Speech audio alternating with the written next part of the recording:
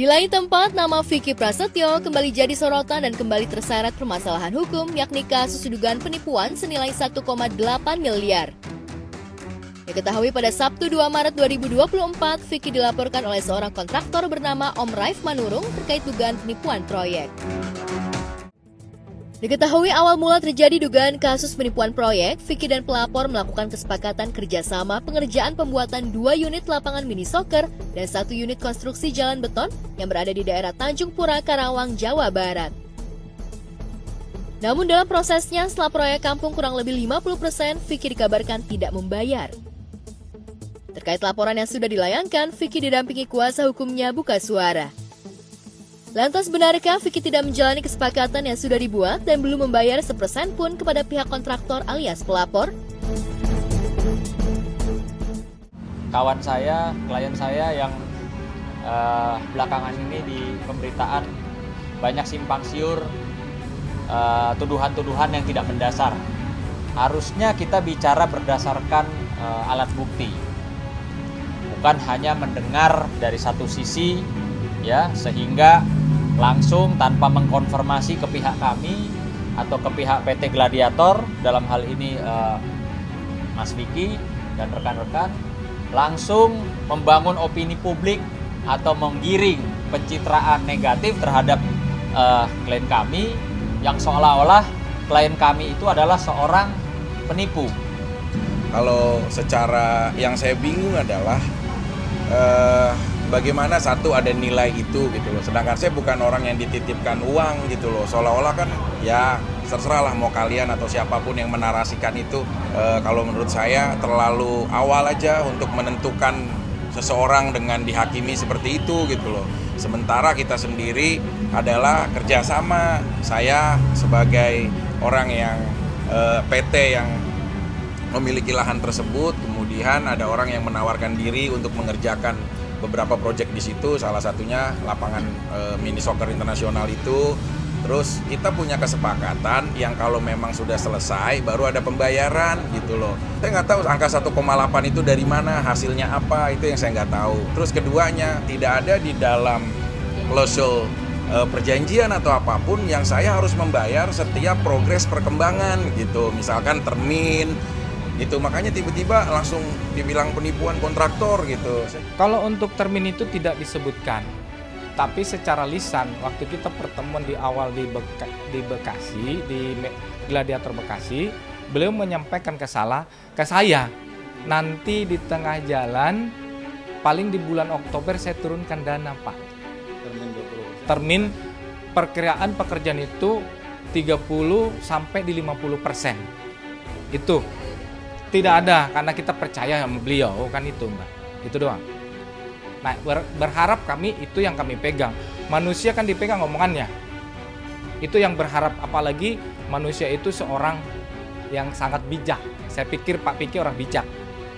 Itu, omongan itu harus dipegang. Kita nggak mau, karena omongan saya pun saya buktikan, saya jalankan dulu sampai hampir 50%. Itu saya buktikan. Gitu. Jangan terlalu awal untuk menentukan orang. Bagaimana saya bisa dibilang dengan tuduhan itu sementara di dalam buktinya tidak ada yang tertulis atau apapun. Pembayaran itu berupa termin gitu loh, selesai. Dan kedua, lapangannya itu sedang ada bermasalah gitu. Nih, sebelum kami bekerja kan ada Pak Vicky nyampaikan, Pak kasih dong RAB. Dan waktu itu dia minta pemaparan seperti apa Bapak mau kerjakan, dan tolong kasihkan RAB. Akhirnya kami paparkan sistem dan metode yang kami harus lakukan untuk pembuatan mini soccer itu. Akhirnya setuju dan kami lampirkan RAB-nya, saya kirim seperti ini. Dan kita pertanyakan waktu itu, bila mana ini bermasalah siapa yang tanggung jawab? Mbak Nabela bilang, saya tanggung jawab karena saya yang mengusulkan. Itu.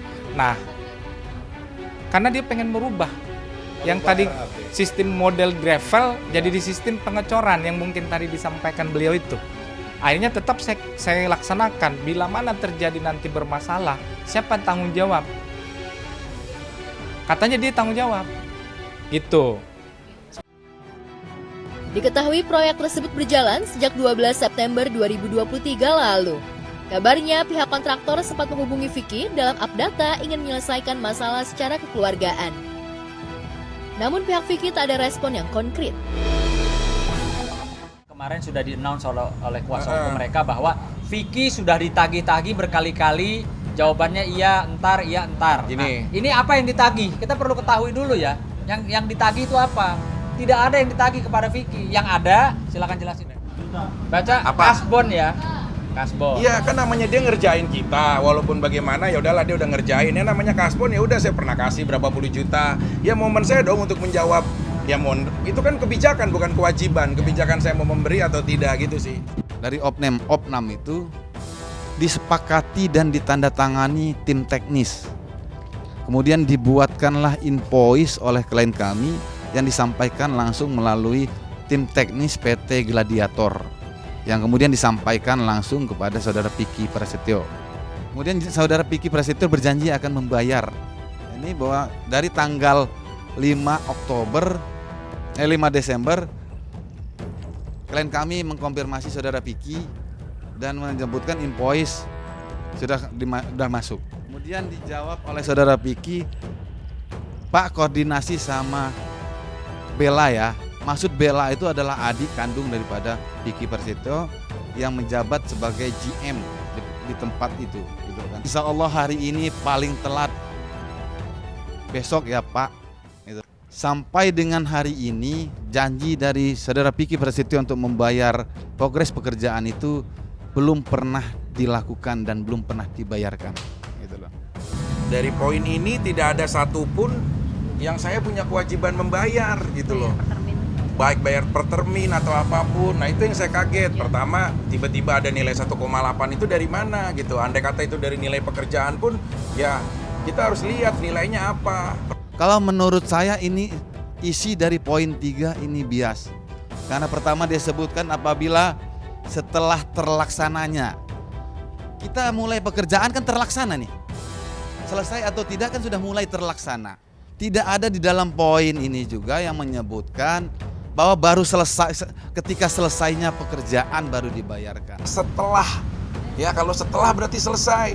Apabila setelah terlaksananya pembangunan lapangan wisata internasional terdapat masalah juga seperti pembangunan yang tergenang, air, drainase yang tidak berjalan, maka pihak pertama yaitu saya meminta pertanggungjawaban kepada pihak kedua. Sekarang saya memohon kepada mereka, lapangannya hancur, ini buktinya. Udah tergenang, ini hari ini ya, hari ini. Poin di dalam poin 3 ini tidak menerangkan apa yang dikatakan tadi. Kan? Kalau saudara Vicky mengatakan dia berbahasa seperti itu, ini kan dia yang buat. Saya nambah bertanda tanya sih, ada apa dengan pembuatan kalau dengan bahasa seperti itu? Ya, status Vicky saat ini adalah sebagai telapor kasus dugaan penipuan. Pihak kontraktor alias pelapor merasa menanggung rugi lantaran uang tak cair, sementara para pekerja butuh bayaran dan pihak kontraktor terpaksa menjual mobil miliknya. Lantas apa tanggapan Vicky terkait hal tersebut?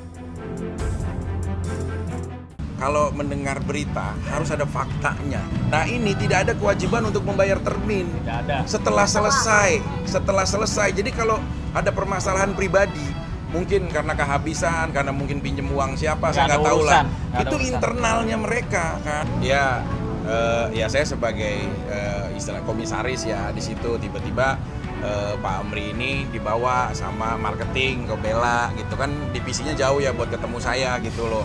Saya siap buat membangun proyek ini walaupun kita lagi mau proses lelang tuh, siapa aja yang mau bangun ayo gitu loh. Jadi kalau menurut saya pembangunan lapangan yang tergenang itu nggak bisa ditoleransikan gitu loh. Nah itu aja sih, jadi awalnya dia menawarkan, saya juga nggak kenal dia siapa, terus tiba-tiba mengadukan ke situ gitu loh, brother gitu. Jadi unsur-unsur bujuk rayunya juga kalau dibilang ketemu penipuan kita, tidak ada ya? Orang ketemu dia pas tanda tangan saya udah selesai kak, ini dia mau mengerjakan, oh kamu bapak lapangannya paham nggak? Paham, ini saya tenang, saya udah ngebangun lapangan. Kok lapangan belum jadi, tiba-tiba saya harus ditagih, bahkan dibilang penipuan, itu dong teman-teman, maaf ya izin objektif ya gitu loh. Selanjutnya, apa langkah hukum yang akan ditempuh Vicky terkait dirinya yang dilaporkan kasus dugaan penipuan dan terancam akan kembali masuk bui untuk ke-6 kalinya apabila terbukti bersalah? Dengan pemberitaan yang mereka bangun, opininya jelas-jelas sangat merugikan klien kami. Ya, maka ke depan apakah kami akan mengambil langkah hukum atau bagaimana? Tentunya saya sih nyatakan harus.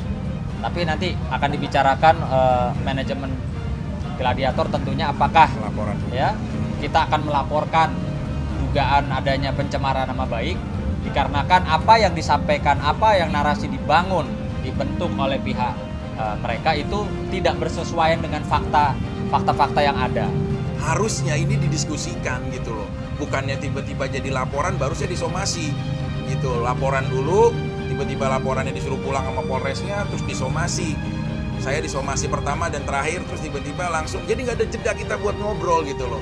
Nah maksud saya juga nggak mempradugakan atau apapun ya.